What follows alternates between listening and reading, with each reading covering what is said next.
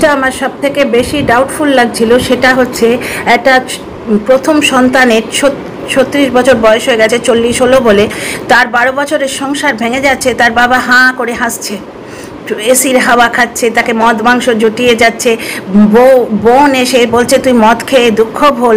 বাড়ির লোকেরা এত কুল কি করে? স্বামীর শয্যা ছেড়ে আজকে ফ্ল্যাটে স্টিলের খাট কিনে শয্যা পেতেছে, বুঝতে পারছো? কথায় কথায় ম্যাট্রেস তোষকও কিনতে পারছে না, বাকি সব কিনতে পারছে।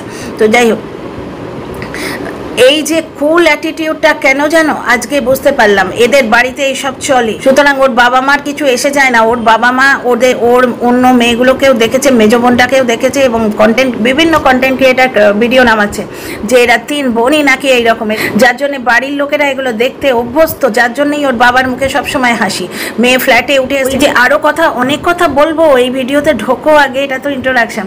একটা জিনিস দেখো, ওই ফ্ল্যাটটাও কিভাবে পেয়েছে জানো? এসো চলো ভিডিওতে ঢুকে পড়ি। মুখোশটা আস্তে আস্তে খুলে পড়ছে কেন আমি তোমাদের বলিনি। আমি কালকেও একটা শর্টস দিয়েছিলাম যেটা আমার মানে প্রথম মেন ভিডিওটা থেকে মিস হয়ে গেছিলো, আমি তাড়াহুড়োর মধ্যে ওটাকে অ্যাড করতে ভুলে গেছিলাম। আমি শর্টসে তোমাদের বলেছিলাম নন্দিনী বলে একটি রেস্টুরেন্ট আছে, ওই রেস্টুরেন্টটা পুরো নাম এখন জানলাম নবাব নন্দিনী, কারণ বিভিন্ন কন্টেন্ট ক্রিয়েটার ভিডিও নামাচ্ছে।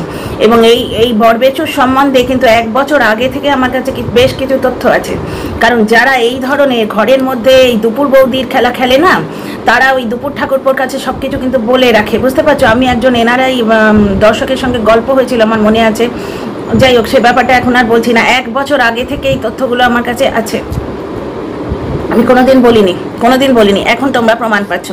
একজন কন্টেন্ট ক্রিয়েটারের সঙ্গে দেখা হয়েছিল এর, বুঝতে পারছো? ওই অঞ্চলেই রয়েছে। এ যে সম্পূর্ণ মিথ্যে কথা বলছে, একটি কথা শুধু এই বরবিচনি সত্যি কথা বলেছে, সেটা হচ্ছে ওর হাজব্যান্ডের সঙ্গে যে ব্যাপারটা সেটা নাটক নয়, ওটা নাটক নয়। ওদের বাড়িতে অশান্তি হয়েছে, তবে ওই বাচ্চা হচ্ছে না বলে নয়।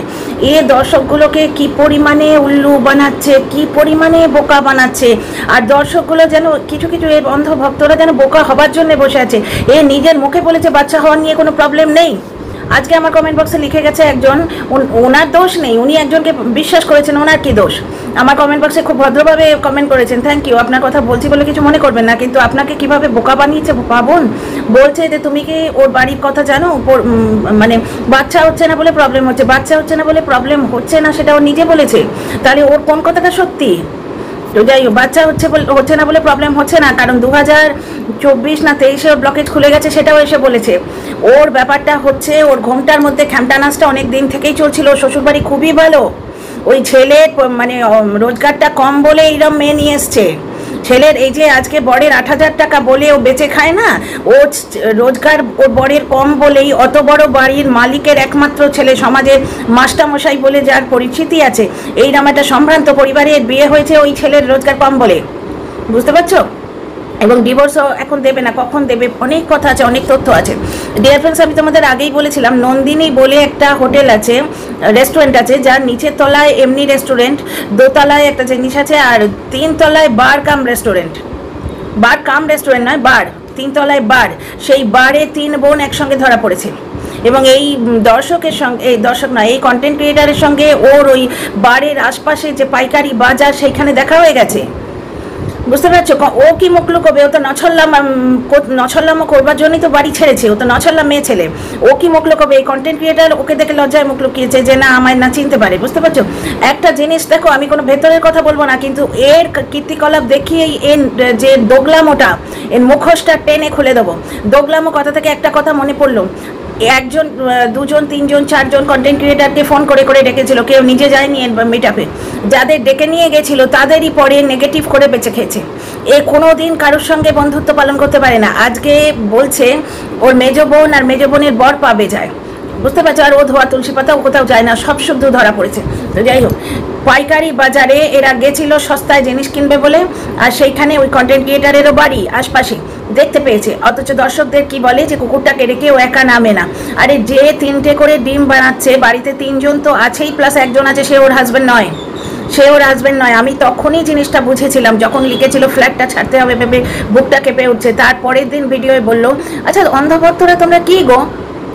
আমি তো দেখে বুঝতে পারি, তোমাদের দেখিয়ে দিলেও বুঝতে পারো না কি গো?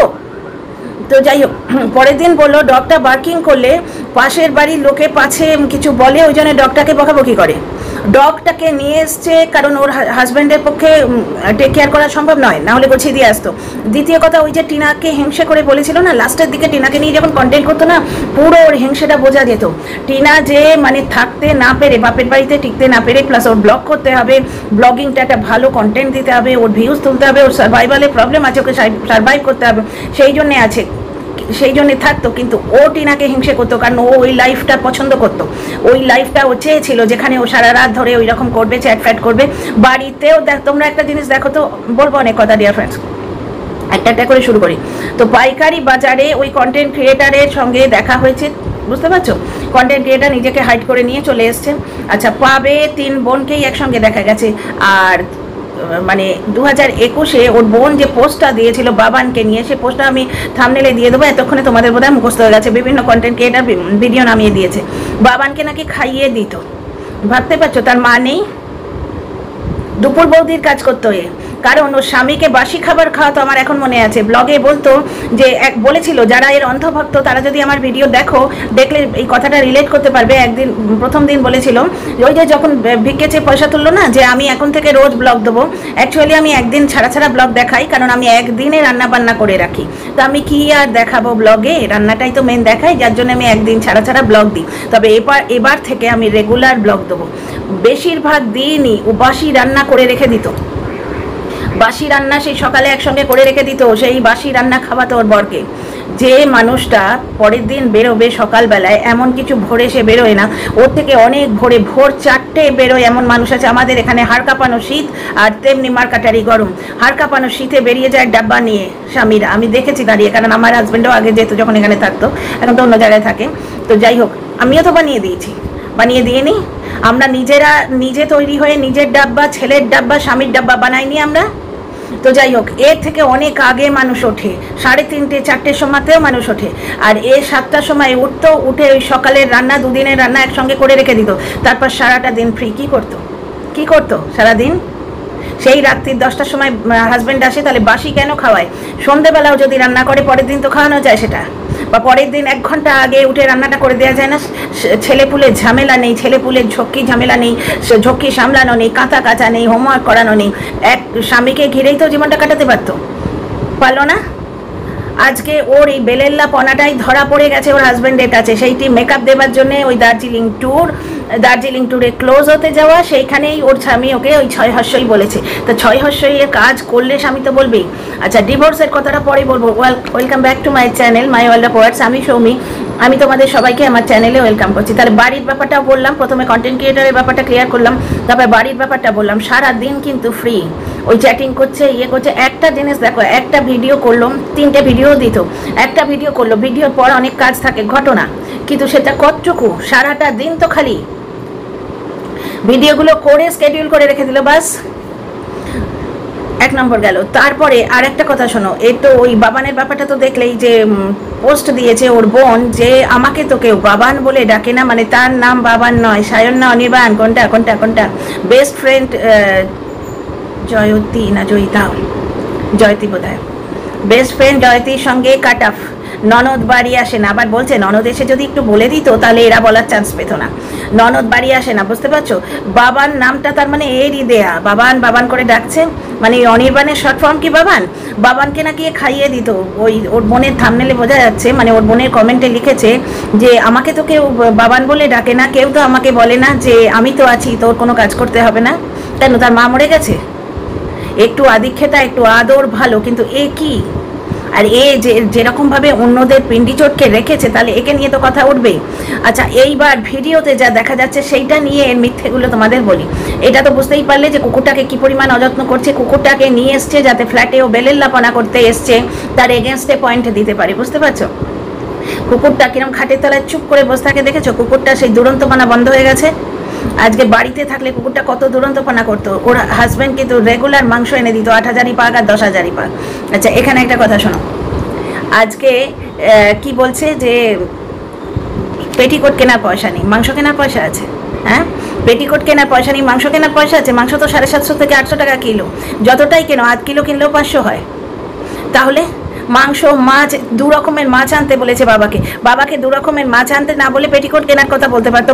মা শাড়ি পরে, মার কাছ থেকে একটা পেটিকোট চেয়ে আনা যেত সাময়িকভাবে। তাছাড়া তোমার ওই বেডশিট নিয়ে মিথ্যে কথা বলেছে, ওর বউ হাতে পাওয়া বেডশিটগুলো নিয়ে এসছে। আর সব থেকে বড় মিথ্যে বলেছে, যেটা ওয়াইফাই লেগে গেছে, যেটা ও বলেনি, সেটা হচ্ছে শোনো, ও যে ওই ইয়েগুলো করছে, শর্টসগুলো করছে, শর্টসগুলোতে নেট লাগে না, কিরম অসভ্যের মতো শর্টস করছে। তোমরা ভাবো তো, ওই রকম স্কিন হাগিং ওই তোমার জিন্স এবং ক্যাপরি এবং লাল টি শার্ট এই সমস্ত গুছিয়ে নিয়ে এসছে 12 বছরের সংসার ভাঙানি মেয়ে ছেলে। রিং লাইট এবং ইয়ে নিয়ে এসছে, ওই রকম মানে রিং লাইট এবং বড় স্ট্যান্ড নিয়ে এসছে ব্লগিং করবে বলে। সে পেটিকোটটা আনেনি, তাই হয়। ওই সমস্ত জিনিস নিয়ে এসছে, মুখে লাগানোর ব্লাসার নিয়ে এসছে, ওইগুলো দিয়ে নোংরা নোংরা শর্টস দিচ্ছে। তখন ডেটা কোত্থেকে আসছে? আজকে ডেটা শেষ হলে এই ভিডিওটা কমপ্লিট করতে পারবো না। খালি সিম্পাথি কার্ড খেলা, খালি দর্শকদের বোকা বানানো। ওর বর একটা দিন ছুটি পায়, সেই একটা দিনে ওকে ঘাড়ে করে নিয়ে সেই ফিমেল উকিলের কাছে গেছিল। কাঁড়ি কাঁড়ি কেস খেয়েছে, বর্তমানে কেস খেয়ে বোধহয় চুপ করে আছে ভয়ে। আমি অনেকবার তোমাদের বলেছি, তোমাদের কানে কথা পৌঁছয় না নাকি কে জানে। এই অন্ধগুলোকে বোধহয় মানে চোখ থাকতে কানা নাকি, তোমরা এই অন্ধগুলোকে বোধহয় জাগানো সম্ভব নয়।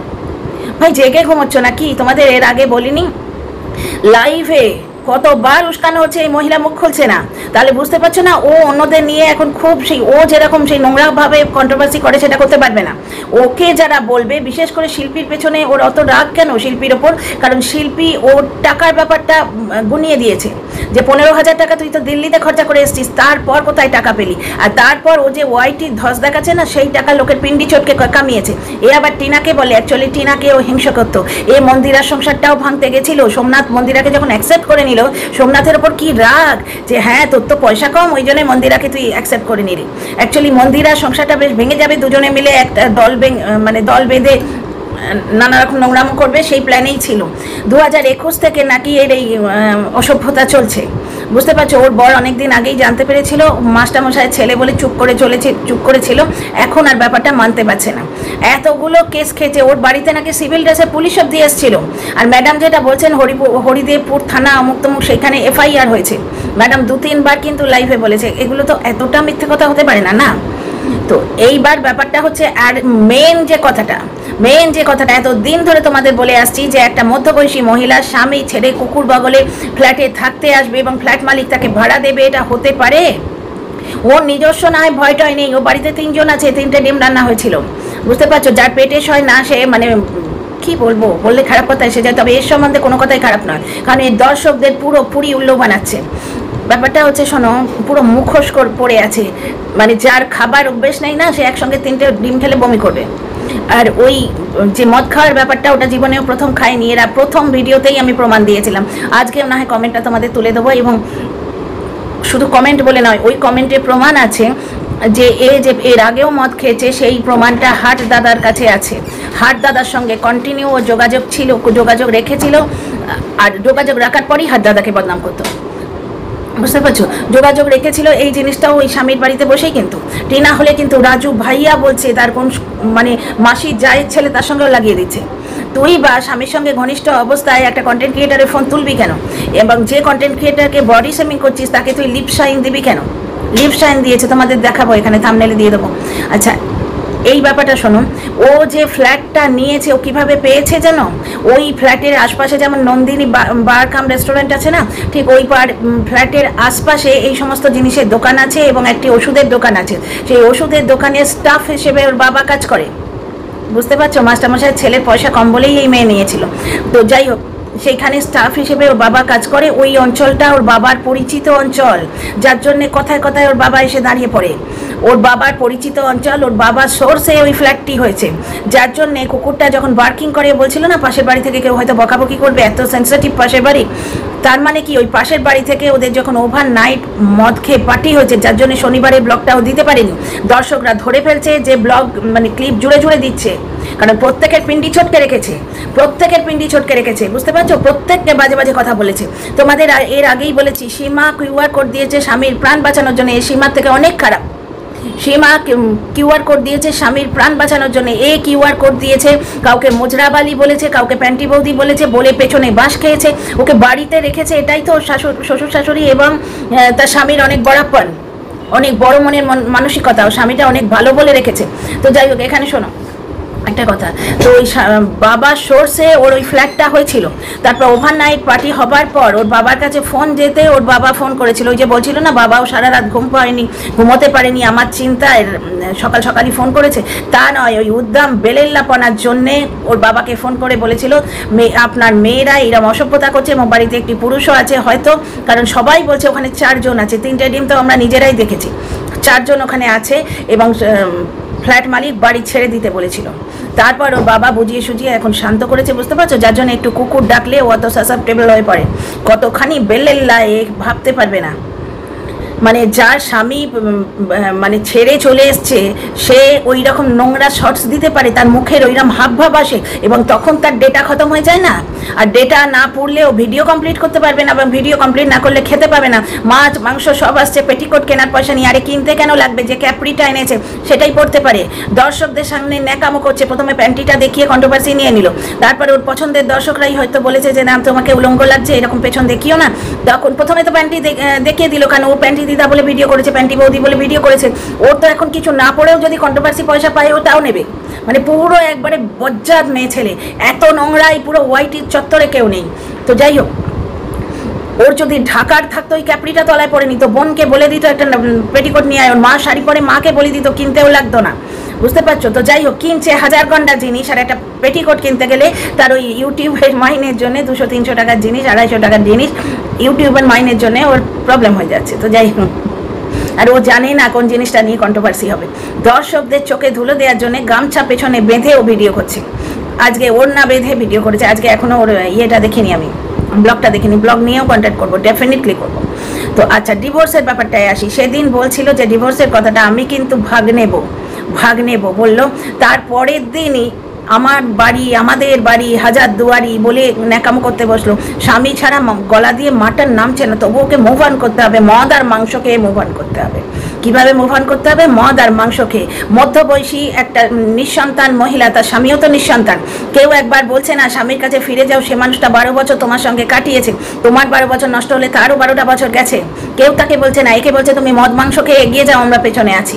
মানে দর্শকগুলো কীরকম দেখো, এরা এর বন্ধু, এরা এর ভালো চায়। টিনা আজকে আইফোন কিনতে গেছিল, সেই সময় এর হিংসে হয়ে গেছিল, কারণ এর কাছে পয়সা ছিল না, কারুর একটু বেশি দামি জিনিস দেখলেই এর হিংসে হয়ে যেত। গুপ্তি ঠিক বলেছে। তো যাই হোক, সেই সময় হিংসেতে লাস্টের দিকেও টিনাকে কিরম হিংসেতে ভিডিও কন্ট্রোভার্সি করতো, তখনই ও সেই প্রমোশনগুলো করবে, তারপর নীল চশমাটা পড়লেই কিরম অ্যাটিটিউড দেখেছো, এইগুলো ব্লগে দেখা কন্ট্রোভার্সি, এতে অ্যাটিটিউড। সে মেয়েটা নর্মাল একটা চশমা পড়েছে, চশমা চোখের যন্ত্রণার জন্য পড়ে লোকে, ফালতু মিথ্যে কথা বলছে। গট আপ সেট আপ করেছিল, সীমার সাথে ভাব করতে গেছিল, কারণ ম্যাডাম বাঁশদেবেও জানে, কারণ ও যা কাণ্ড করে রেখেছে, যার জন্য ম্যাডাম এত উস্কাচ্ছে, তবু ও কিছু বলছে না, বুঝতে পারছো। সীমার সঙ্গে ভাব করতে গেছিল, কিন্তু সীমা তো মানে এইরকম মালকে বহু হ্যান্ডেল করে এসছে, সীমা জানে যে কি জিনিস, ও এর অকাত দেখিয়ে ছেড়ে দিয়েছে। আচ্ছা, ডিভোর্সের ব্যাপারটা বলি। ও বলছিল ভাগ নেব, তারপরের দিনই আমার বাড়ি, আমার গাড়ি, আমার দাড়ি, এইসব করতে বসলো না। আজকে বললো স্বামীর কথা বড্ড মনে পড়ছে, কষ্ট করে একটু মাংস খেয়ে নি, খাসির লাল লাল ঝোল। এর আগেও ওর বরকে যখন ওপর থেকে খাবার পাঠাচ্ছিল না, ও চিকেন খেয়েছে, মানে চিকেন খেলে বুক ফাটে না, মাটন খেলে একটু বুক ফাটে। যাই হোক, তখন কেন ম্যানেজ দিল বলো তো, শাখা সুদূর নিয়ে এখন কেন হাঙ্গামা করছে বলো তো। ও ডিভোর্স নিলে এখন নেবে না, কারণ ও খুব ভালো করে জানে যে ডিভোর্স যদি ও এখন নেয় ওর বড় আলিমনি পাবে, কারণ এ যা রোজগার, ওর বরের রোজগার তাতে কম, কোথায় কি আলিমনি দেবে।